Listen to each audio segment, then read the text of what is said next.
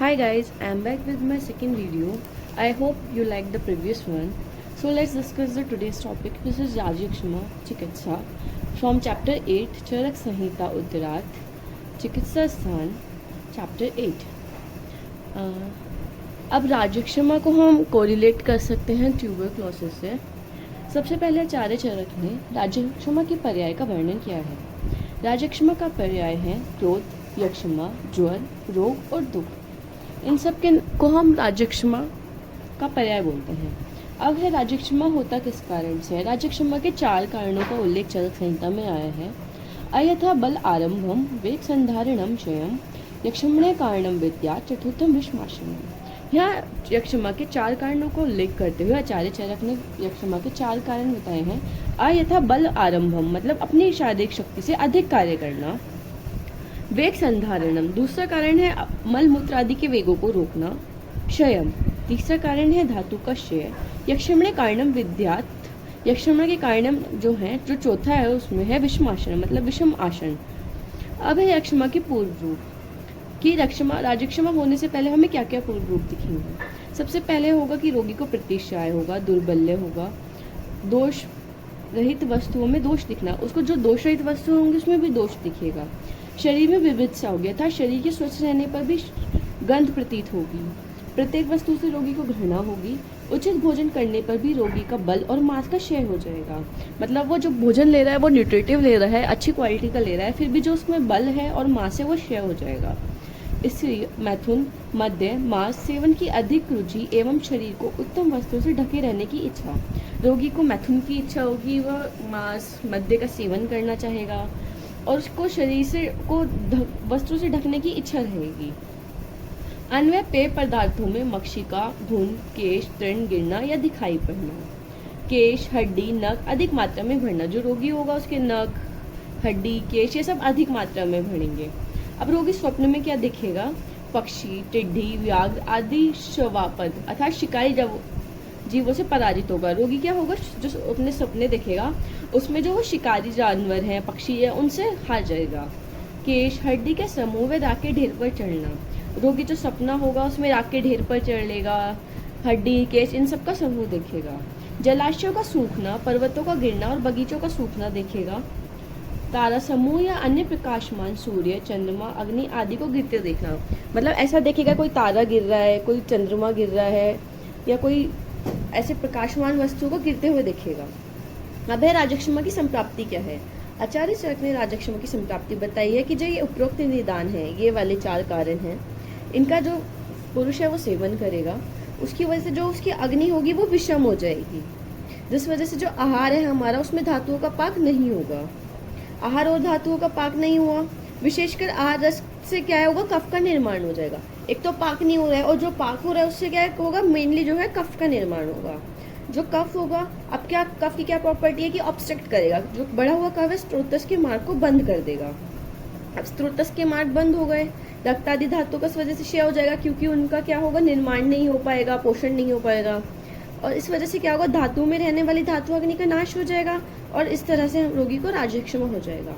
तो ये रही राजक्षमा की संप्राप्ति। अब जो है राजक्षमा में मेन रूप से जो बताया है वो बताया है कि विटबल की रक्षा करना। अर्थात राजक्षमा के उत्पन्न होने पर जो अन्न कोष्ठ में रहता है उसको अग्नि पचाती है। कॉमन सी बात है, जो अन्न कोष्ठ में होगा उसको अग्नि पचाएगी, किंतु पचा हुआ अन्न रस प्राय मल में बन जाता है। अभी हमने पीछे बताया कि अग्नि कब विषम हो रही है, मेनली उससे कफ बन रहा है और क्या है? मल बन रहा है। तो जो मोस्टली है ना उससे हमारा मल बन जा रहा है और उसमें से कुछ ही भाग ओज बन पाता है, मतलब जो है धातुओं का पोषण उचित रूप से नहीं हो रहा है। तात्पर्य यह है कि अन्न रस पूर्ण रूप से मल ही बन जाता है, आगे की धातु का निर्माण नहीं हो पाता। ऐसी अवस्था में पुरुष की रक्षा करनी चाहिए, क्योंकि संपूर्ण धातु के क्षय हो जाने से पीड़ित यक्षमा के रोगी का बल पुरुष के बल पर ही आश्रित रहता है। अब क्या है? जो हमने अन्न खाया राजक्षमा के रोगी ने, वो क्या है? मल में परिवर्तित हो गया, उससे धातु का पोषण नहीं हुआ। अब शरीर में क्या है? बहुत ज्यादा वीकनेस हो गई। अब सिर्फ जो हमारा मल है उसका जो बल है उसी की वजह से हमारा जो बल शरीर है उसमें बल है। अगर हम अपने पुरुष की रक्षा नहीं करेंगे तो हमारा बल खत्म हो जाएगा। इसलिए राजक्षमा के योगी को विटबल रक्षा के लिए बताया है। अब राजक्षमा के एकादश रूप का वर्ण आचार्य चरक ने किया है। उसमें क्या है, कासो अंश तापो वैश्वर्यम ज्वरे पाश शिरो रुजा छर्दनम रक्त कफयो श्वास वर्चो गदो अरुचि। मतलब कास, अंश, ताप, वैश्वर्य मतलब स्वर भेद, ज्वर, पाश और सिर में रुजा मतलब पाश और सिर में रुजा मतलब वेदना, छर्दनम मतलब वॉमिट, रक्त और कफ का वमन होगा, इसमें वॉमिट जो होगी रक्त और कफ की होगी, श्वास होगा, अतिसार होगा और अरुचि होगी। अब षड रूप में क्या बताया है कि कासो ज्वर पाशु शूलम स्वर वर्षो गदो अरुचि। कास होगा मतलब कफ होगा, उसको ज्वर होगा, पाशु शूल पाशु में वेदना होगी, स्वर वर्चो गदो अरुचि स्वर भेद होगा, अतिसार होगा और अरुचि होगी। अब त्रिरूप में क्या क्या बताया है, अंश पाश अभितापश्च संतापे कर पादयो जरे सर्वांगश्चेति लक्ष्मण राज्य लक्ष्मण। अब क्या है, अंश और पाश में अभिताप होगा मतलब संताप होगा, कहाँ पे, हमारे शोल्डर्स में और पाशों में। संतापे कर पादयो, और हाथ और पैर में क्या होगा, संताप होगा मतलब इंक्रीज हो जाएगा हमारा उसमें टेम्परेचर, हीट ऐसा लगेगा बहुत ज़्यादा उसमें से हीट निकल रही है, और ज्वर होगा। ये जो 3 लक्षण होंगे ये त्रिरूप बताए हैं राजक्षमा के। ये जो तीनों होते हैं हमारे, ये इम्पॉर्टेंट होते हैं एग्जाम।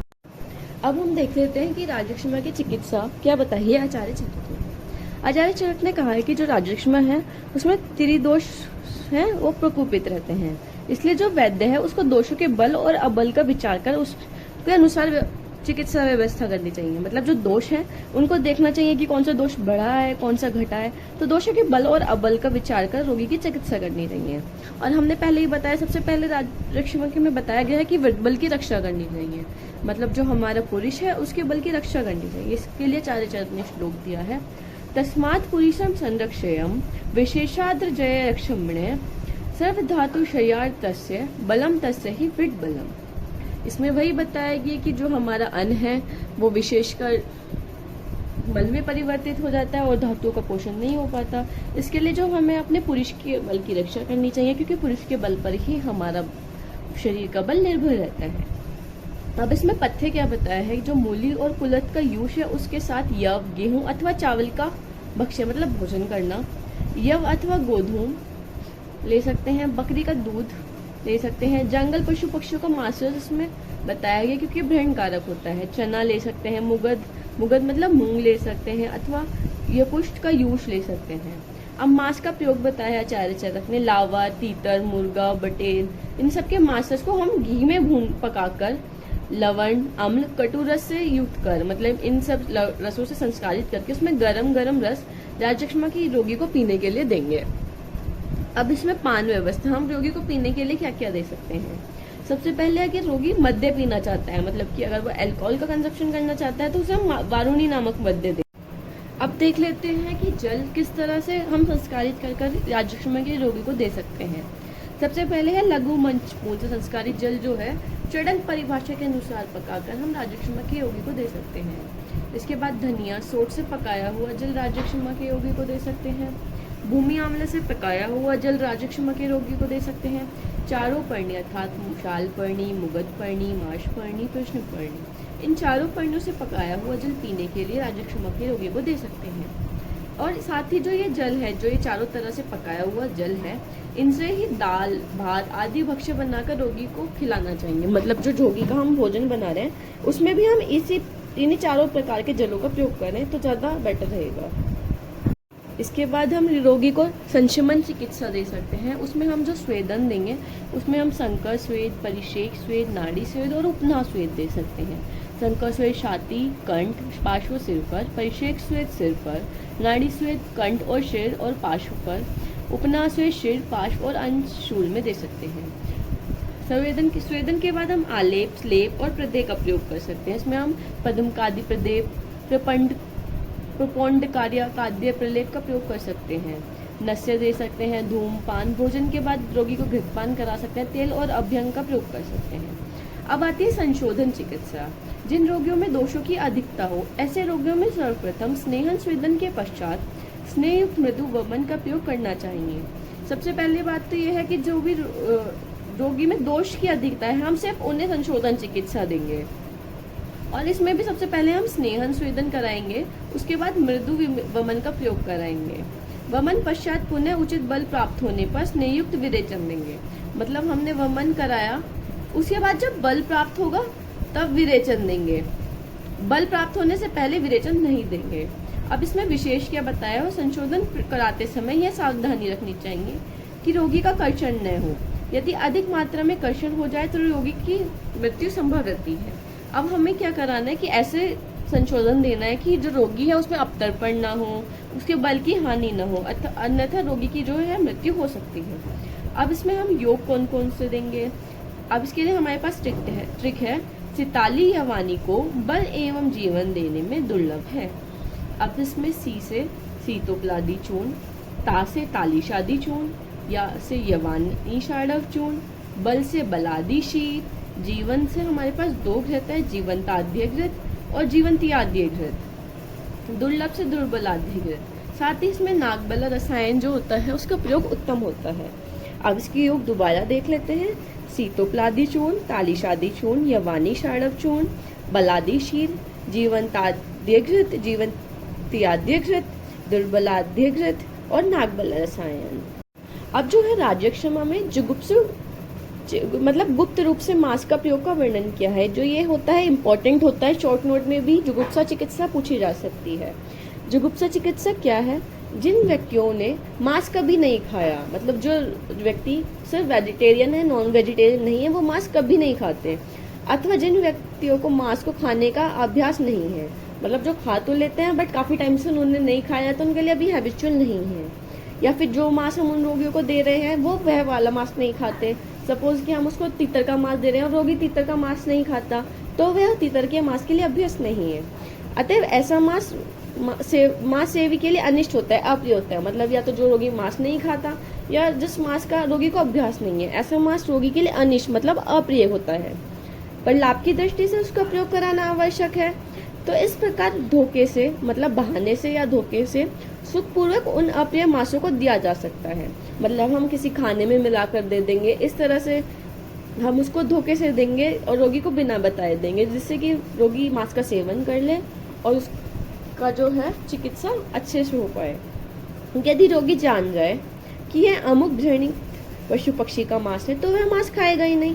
अब हम छुपा कर क्यों दे रहे हैं कि अगर रोगी को पता चल गया कि इसमें मांस है तो वो क्या है, मांस खाएगा ही नहीं। और यदि खा भी लेगा तो मान लो से जबरदस्ती करके या फिर उसको समझाकर हमने खिला भी दिया तो वो क्या करेगा, वो मन कर देगा। इसलिए हमें उसको जुगुप्सा चिकित्सा के रूप में देना है, मतलब गुप्त रूप से देना है। अब हम इसमें कौन कौन सा मद्य प्रयोग कर सकते हैं राज्यक्षमा में? मांस का आहार करते समय माधवी नामक मद्य का सेवन करते हुए जो नियत जितेंद्रिय व उदार मन वाला होता है उस व्यक्ति के शरीर में राज्यक्षमा ज्यादा दिनों तक नहीं रहता, अर्थात ठीक टूट जाता है। मतलब जो मांस का सेवन करते हुए जो जितेंद्रिय मनुष्य है, मतलब जिसका अपनी इंद्रियों पर कंट्रोल है, ऐसा मनुष्य अगर माधवी नाम का मद्य पीता है तो वो जल्दी से ठीक हो जाता है।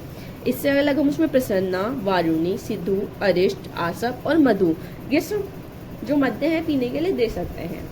अब राज्यक्षमा में भय परिमार्जन चिकित्सा का वर्णन है। इसमें हम अवगाहन दे सकते हैं, रोगी का मर्दन करा सकते हैं, उत्सादन करा सकते हैं, जीवने गण के जो औषध द्रव्य होते हैं उनके क्वाथ से रोगी को स्नान कराया जा सकता है। साथ ही राज्यक्षमा में हर्षण कारक द्रव्यों का प्रयोग करेंगे, मतलब कि जिससे रोगी को प्रसन्नता हो ऐसे द्रव्यों का प्रयोग करेंगे। शतशील में प्रयोग जो पथ्य है उनका प्रयोग हम राज्यक्षमा में कर सकते हैं, और दैव्य प्राशय चिकित्सा जो है वो राज्यक्षमा में वर्णित की गई है। इस प्रकार मैंने एक ब्रीफ रूप में आप लोगों को आचार्य चरक द्वारा वर्णित राज्यक्षमा की चिकित्सा बताई है। आई होप आप सबको ये वीडियो अच्छी लगी होगी, और अगर आपको ये वीडियो अच्छी लगी हो तो प्लीज़ मेरे चैनल को लाइक करें और शेयर करें, और साथ ही सब्सक्राइब करना ना भूलें। Thank you.